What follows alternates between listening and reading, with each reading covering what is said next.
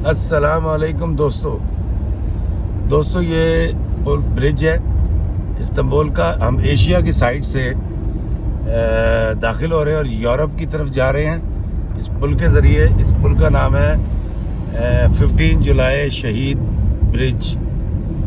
जी हाँ, ये देखें कितना खूबसूरत है और आप देख रहे हैं कि कितनी खूबसूरती से इस पुल को बनाया गया है। और राइट साइड पे ये देखें, ये सारा इस्तांबुल और ये उसके साथ समंदर शुरू हो गया और ये है ब्रिज। बहुत खूबसूरत ब्रिज है, इस्तांबुल की शान है। ये देखें, वेरी नाइस।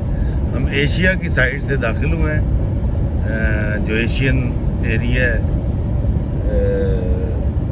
इस्तांबुल का, और हम यूरोप की साइड पर जा रहे हैं।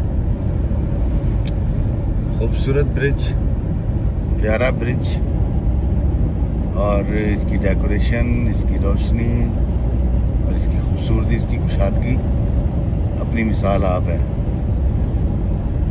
जब भी आप तशरीफ़ लाएं इस्तांबुल तो ये ब्रिज आप ज़रूर देखेंगे।